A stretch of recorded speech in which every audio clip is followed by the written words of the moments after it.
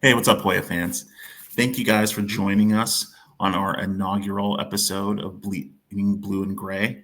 This is our new podcast, but don't worry, we are not dropping spaces. We will still be doing Hoya Space on X.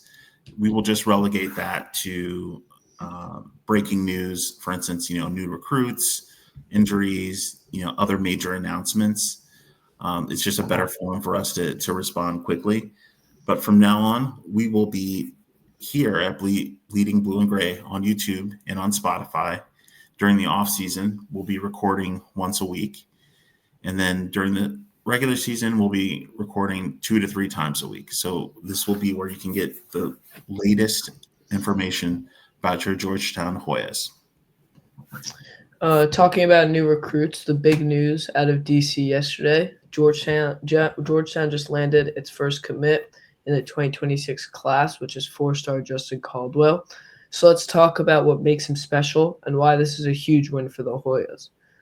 Not only is Justin a four-star prospect, he's ranked in the top 150 nationally and is considered one of the top 10 players in the state of North Carolina by 24/7 Sports.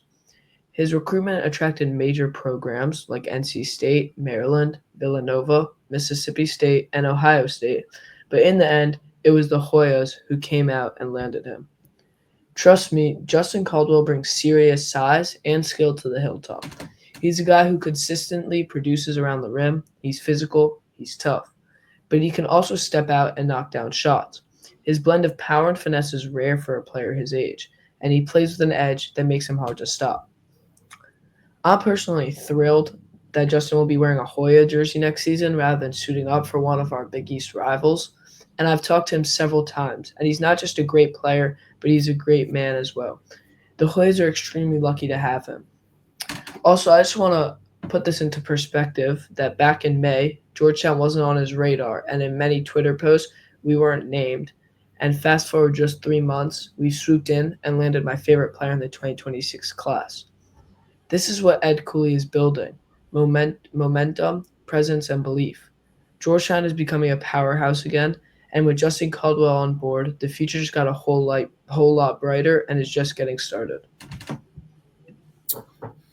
Owen, what do you make of Georgetown being able to land him despite not being involved early or not being listed early?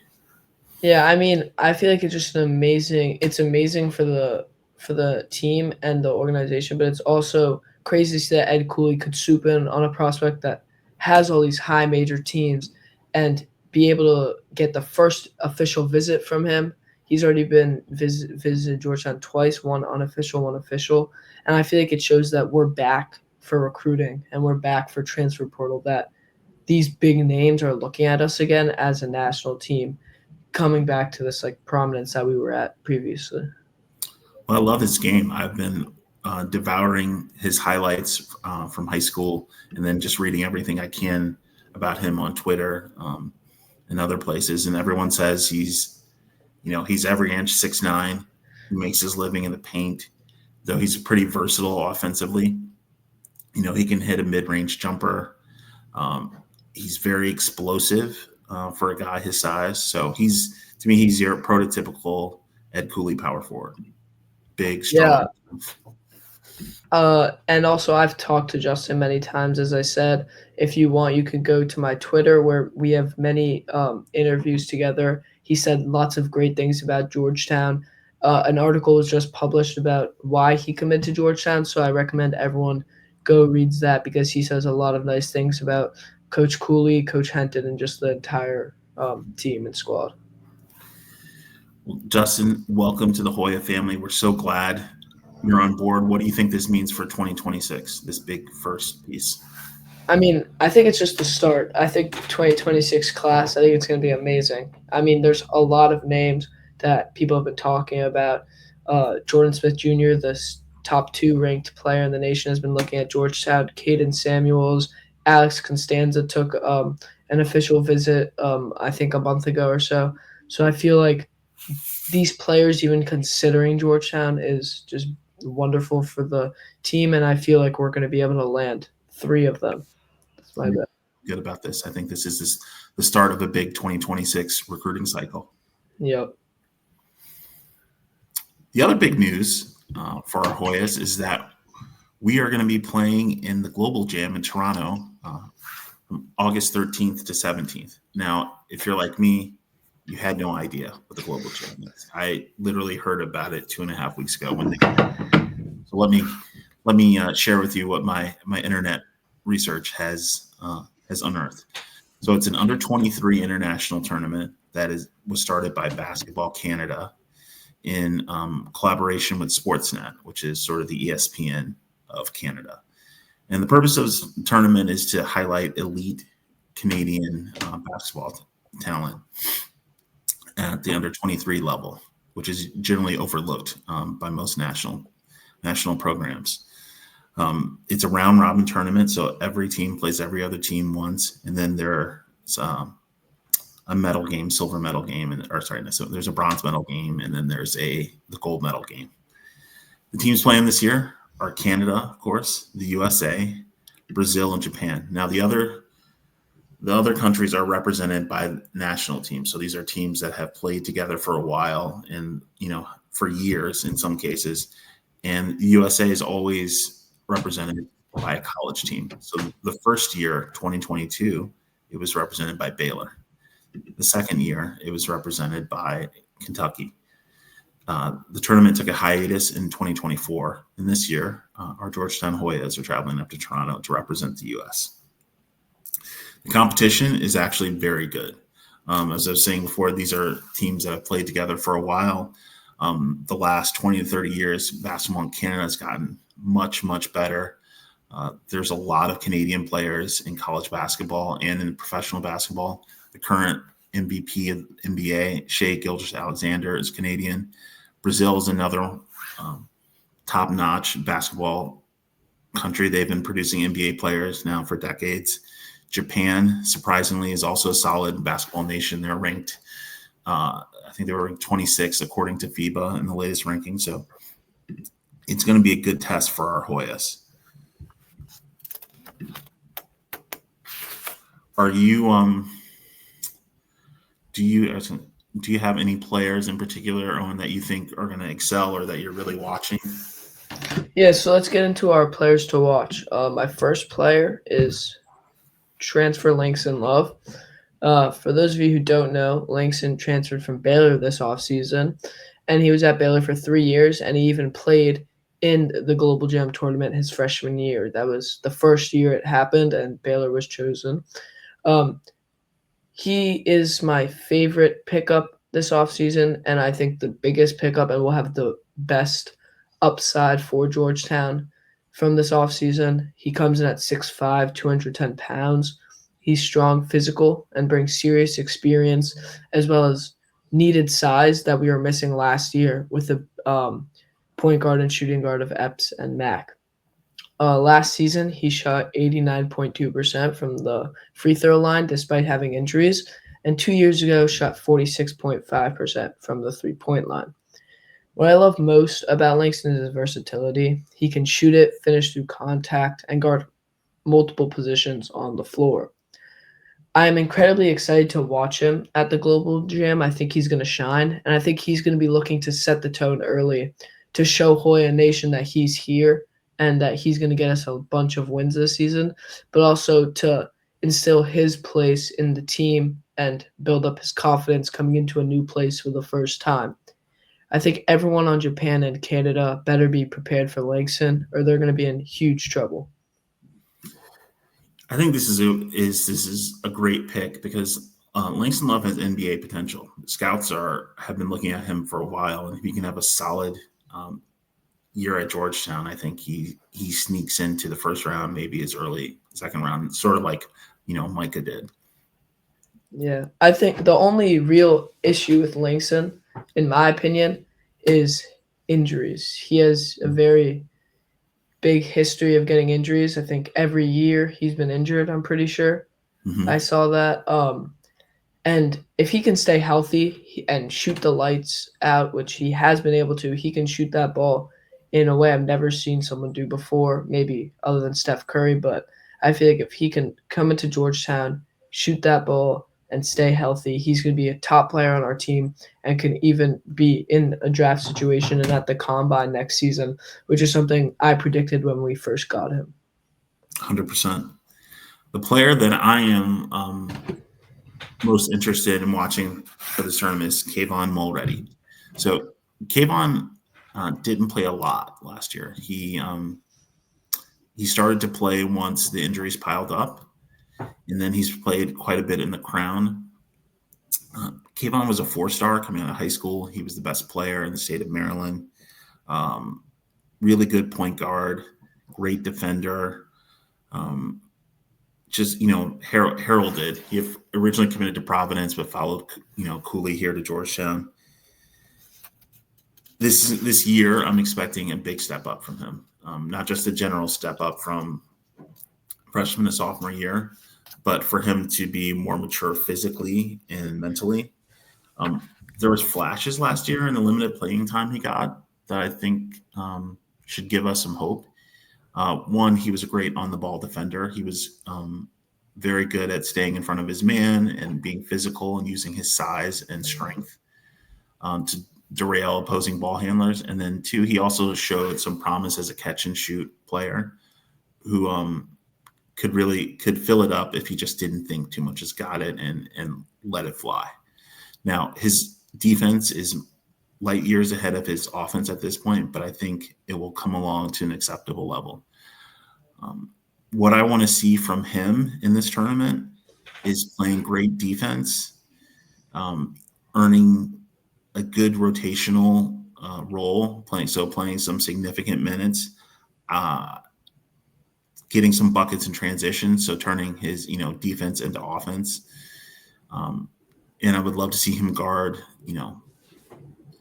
shooting guards, point guards, small forwards, and really use his versatility and give this coaching staff some flexibility in how they deploy the personnel.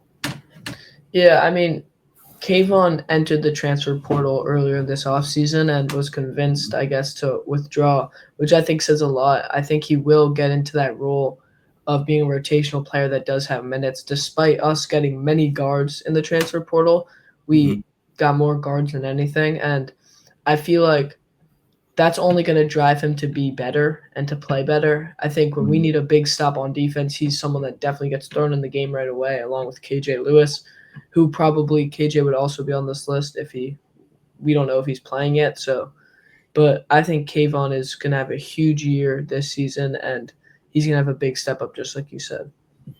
Which player do you think is going to be the engine for the success of this team in the tournament? Well, that's my next player, which may come as an obvious choice to some, but Malik Mack. Malik Mack last year basically made a name for himself on the hilltop. He was one of my favorite players to watch other than Peavy and Sorber, and he led the team in threes with 59 three-pointers made, which is a lot of threes, and averaged 12.9 points and 4.3 assists per game.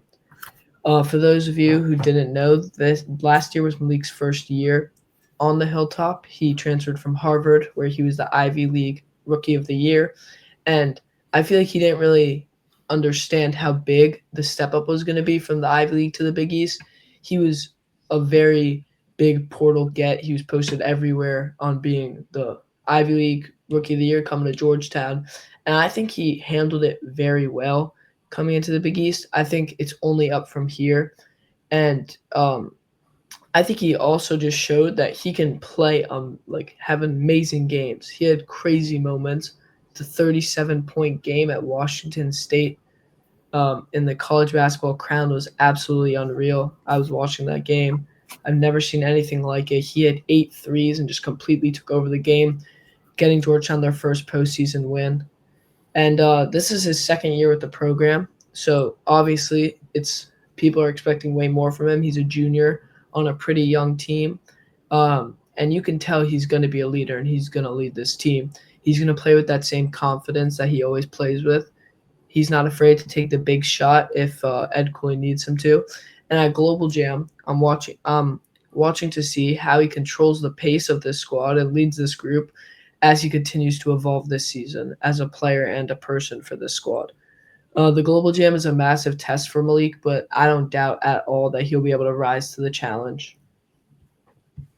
Yeah, Malik, there was a lot of smoke about Malik leaving when Kenny Johnson went to Indiana, and I was pretty scared that we would lose somehow Swarber, PV, and Mack. So I'm very excited he's back.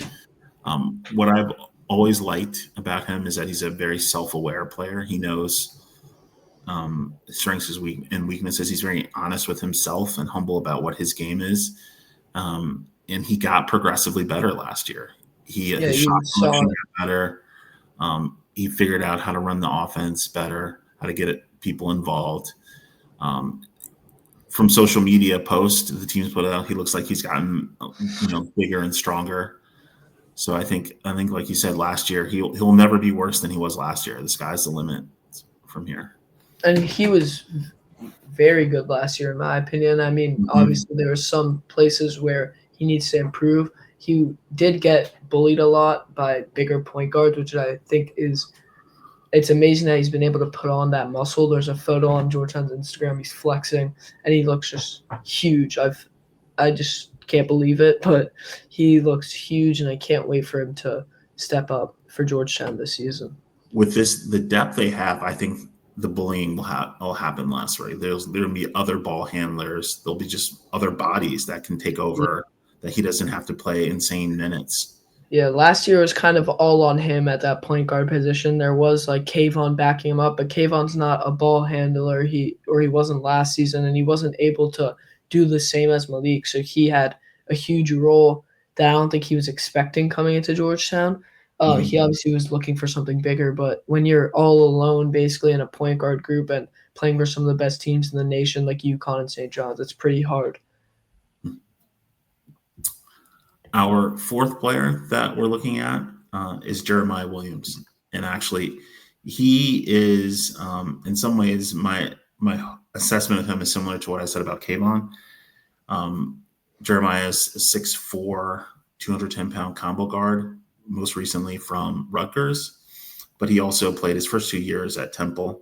He's a grad transfer, so this is his 1 year with us. He's an experienced floor general, and he should provide some tough perimeter defense. What I really want out of him in this tournament is leadership.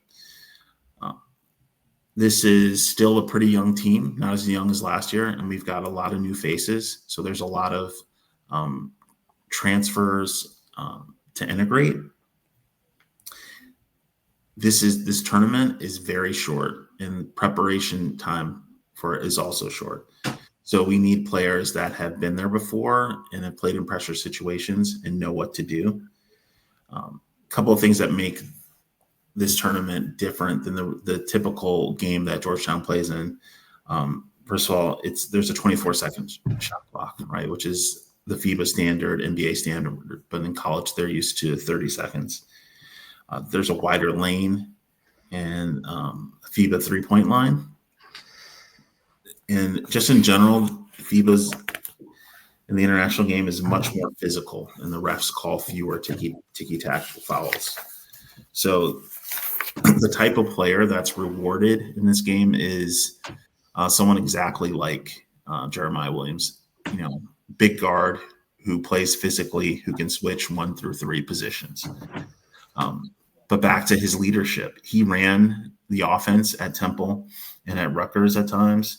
I'm expecting him to be a stabilizing force on offense and on defense, helping call out matchups, and just in general providing maturity and some game management and experience. In tournaments like this, talent is not as big a factor as you think it is. So you may look at our team and say, "Oh, we've got more dogs in them," but these are teams that have played for a long time together. And they're not, and some of them will have, good college players and maybe a fringe NBA prospect. So in a situation like this, people who are mature and who understand how to get buckets and how to control the pace, those are the people that are going to carry us to victory. Yeah. I mean, I love the grad transfers. I have my Micah PV shirt on right now. I feel like they come in and Ed Cooley brings them. They're at a spot where they're very good in college and they want to make it to that NBA level. I think Jeremiah saw how Ed took Micah Peavy and made him into a superstar. It was insane to watch Micah Peavy, and I feel like Jeremiah has the same archetype as Micah Peavy in a way, where he's coming in as a grad transfer. He has one more year of eligibility, and he is a very good player, but he's not great yet. But he can get there through Ed, helping him out, working with him. And I feel like that's the main reason he came. I also interviewed Jeremiah. If people want to take a look, he talked about how his switch from Rutgers to Georgetown and just being in a new community, a new space. So everyone go check that out. But yeah, I'm very excited to see him play. So you're probably wondering why are we playing these games? I mean, they don't count towards our record. They're in another country. I may not be able to see them. So what are we getting out of it? Well, the simple reason we play these games is because we need to play the games. We need the reps. We need to practice. We need to play games against live competition and good competition. And the big things we get out of it are, one, exposure. We get, international and national exposure. People will know that the Georgetown brand is strong and it's back. And scouts will see that we are producing quality prospects. Two, we get to find out who we are as a team. We're still developing our identity. Who we are now is not who we'll be when the season starts, and who we are when the season starts will not who we'll be by the time we get to March. This is a great measuring stick for the team to see how they do against good competition that plays differently than what they're seeing every day in practice. We get to see, who's been developing well, and also what's going to work and what's not going to work. And then, of course, this helps us recruiting. We get to say that we represented the United States on the international stage and at a high-level tournament, and that can only help with prospects and with other coaches. So it's a win all around for Georgetown. And also to be on the same list as teams like Baylor and Kentucky, to be viewed as a national prominent team again is just amazing for our squad, because the Ewing era and a couple years ago, we would never be in this position. I feel like Ed has taken this team and really worked with them and is bringing us back. And I feel like we're just getting closer to that point where we're going to be a March Madness team. I think this year could be the year, and if not this year, definitely next. And I feel he's just building us up, and recruiting comes with that. That's a great point. I mean, they would not choose a program that did not have instant name recognition and didn't have the rich history that Georgetown has. So we should take it as a real feather in our cap that we are well regarded nationally. Yeah. So what do you feel about being able to watch this game? Do you think we're going to be able to watch it? What are your feelings? You know what? I'm going to scour the internet for some sort of trial for Sportsnet or however to get it. I'm hoping that they'll just put it on FIBA's YouTube channel. That would be awesome. I know people who are going to the game, making the trip to Toronto. Maybe one of them will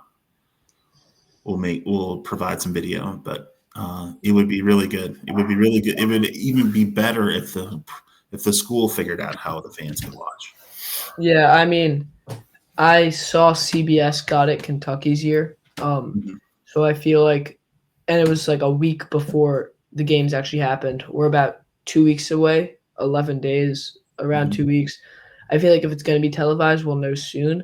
And I feel like right now, if people are battling for it, it's ESPN, CBS. ESPN just had a big deal with the Big East, which is huge for Georgetown sports. And just for every Big East team, DePaul, Xavier, Butler, all of the lower teams as well. And I feel like some television company is going to come in and see how this is great numbers in the middle of the summer to watch a college team play and swoop up and bring them in. That's what I'm hoping for, at least. Yeah, I think that sounds right to me. That makes That makes sense. Well, we've come to the end of our time together. Thank you guys so much for watching. Like I said, we are going to maintain a pretty regular cadence of once a week during the off season, and then 2 to 3 times a week during the season. So next week we'll be back. We'll most likely be discussing the roster, which dropped not that long ago, and also we have a general manager finally. Yeah, So, Greg Colucci. Would love to have inform you guys about who he is and what the role he's going to play in the future of the Hoyas. And make sure to like and subscribe to our YouTube channel. We will be posting this episode on August 5th, so 3 days. And yeah. And follow us on Twitter. I'm Hoya Optimist 33. And I'm Big East Hoyas. All right. Until next time, Hoya Saxa.